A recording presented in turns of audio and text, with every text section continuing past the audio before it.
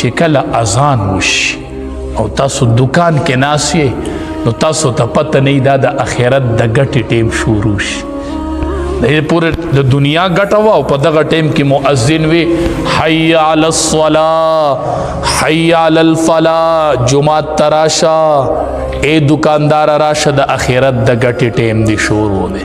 نو په دغه ټیم کې دله ګاک راشي چې دی وایي درځمه او درځمه او درځمه چې ګاک روزخطي او جمعات ته راشي نو د جمعې مونځ دې شوي نو دی چې مونځ وکړي ځان له نو دا یو په یو شو او کم دکاندار چې راغی او د جمعې سره یې وکړو دا یو په 20 باندې شو. څومره لویه ګټه د آخرت ته نه لاړله. ښه ته د دنیا ګټې کوي خو چې وایي کله اذان وشي بیا زما د آخرت د ګټې ټیم شروع شي.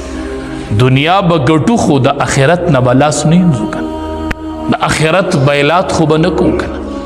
د آخرت بیلات به نه کوو. ښه صحیح معامله به کوو. صحیح هر چا سره به نیت د خیرخواهۍ کوو. ښه حدیث مبارک دی وی چې څوک د بار نسیز راوړي او بیا یې په کلي او په علاقه کې په خلکو خرڅوي، لکه دا دکانداران ټول د بهر نسیزونه راوړي که نه، په کلي کې او په بازار کې او په علاقه کې په خلکو خرڅوي په مناسب ریټ.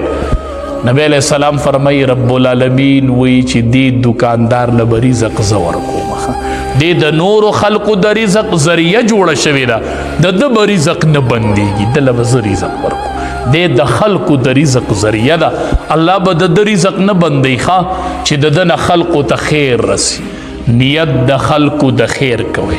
نبی علیہ السلام صحابو ته تقریر کو وی والله لا یؤمن، زما دی د خدای په ذات قسمی چې مؤمن نه دی.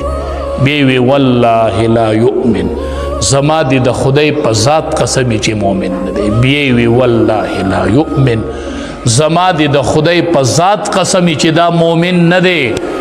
صحابی تپوس کو د الله حبیب دا ته څوک یادی؟ وی دا هغه کس یادوم چې ګاونډي د ده نه په تکلیف کې دی، دا مؤمن نه دی. ښه دا مؤمن نه دی. زه هم یوازې به مونځ خلاص نشو مشره روري، یوازې به روجه خلاص نشم که نه، یوازې به په علم خلاص نشو که نه.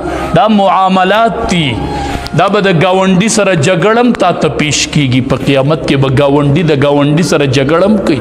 دا یوازې منځونه به دې نه تلي، دا یوازې حجونه به دې نه تلي، د ګاونډي جګړه درته هم پرته ده، دې به در سره جګړم کوي.